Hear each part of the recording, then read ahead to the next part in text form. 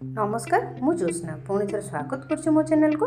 आज आपण सहित शेयर करी 3 प्रकार फल लस्सी। लस्सीर मुख्य उपादान दही आपण मैंने निश्चय जानी। दही में प्रचुर परिमाण में प्रोटीन थाए। खरा दिने दही आम शरीर को ठंडा रखिबार सहायता करे तथा केश और त्वचा दहीर खूब आवश्यकता होता है।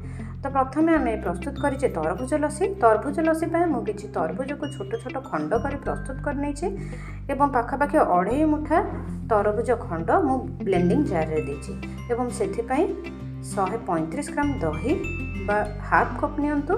दही खूब ठंडा होइथिबा दरकार। मीठा पाई एठी दियंतु 1 चम्मच मिश्री पाउडर। आपण चाहिले या बदल रे चीनी मध्य दे परिबे। तो ब्लेंड कर दियंतु एवं सर्विंग ग्लास नियंतु एवं सेथिरे दियंतु छोट छोट तरभुजर खंड एवं ये लस्सी को इतरे ऐड करंतु। लस्सी केते क्रीमी और फोमी हेछि देखंतु। यह खूब टेस्टी मध्य होई थाए। निश्चय ये लस्सी प्रस्तुत करी घरे पियंतु। यहाँ पर आम प्रस्तुत करबा कदलीर लस्सी। प्रतिटी लस्सी आप 4 ରୁ 5 ग्राम प्रोटीन पाइबे तथा फल गुड़िक संपूर्ण भाव यूज होइतबारु आपण एथे फाइबर कंटेंट मध्य पाइबे। तो कदली लस्सी प्रस्तुत करिया पे मु 2टी कदलीर स्किन बाहर करी या छोट छोट करी काटी गोटे जिप लॉक बैग भितर रखी देथिली एवं यहाँ फ्रीजर भितर रखी देथिली। तो कदली गुड़िक पूरा ठंडा अच्छी। आपण एमती ठंडा ठंडा कदली यूज करंतु। एवं क्रीमी टेक्सचर पाई एठी मु ऐड करिथिली 4टी काजू।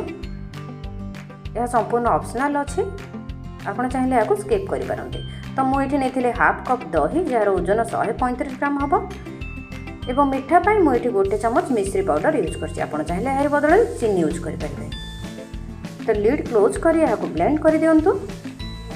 मो वीडियोटी जदि आपको भल लगुଥାଏ तेज मो वीडियो को लाइक और शेयर करूँ। मो चैनल को सब्सक्राइब करूँ एवं कमेंट बॉक्स में मते कमेंट करी निश्चय जनातु मो वीडियो गुड़िक आपको केमती लगुच।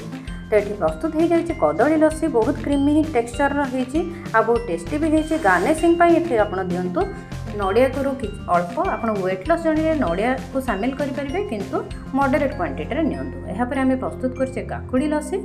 काकुड़ी लस्सी प्रस्तुत करने मु गोटे काकुड़ी को स्किन तार रिमूव कर देछि एवं यहाँ छोट छोट पीस कर देछि। पाखापाखि 3 मुठा काकुड़ीर खंड मु ब्लेंडिंग जार रे देछि एवं सेथिरे दियंतु हाफ कप दही। दही ठंडा होइथिबा दरकार एवं सेथिरे दियंतु 1 चम्मच मिश्री पाउडर जार ओजन 10 ग्राम हबो। लिड क्लोज करी भल भाव ब्लेंड कर दियंतु एवं गोटे सर्विंग ग्लास रे दियंतु किछि आइस क्यूब। प्रस्तुत होता लस्सी को इतने सर्व करंतु। काकुड़ी लस्सी खूब टेस्टी है। निश्चय घरे प्रस्तुत कर पियंतु। वीडियोटी को पूरा देखि धन्यवाद। पुणी आसबे आउ गोटे वीडियो सहित रहिली। नमस्कार।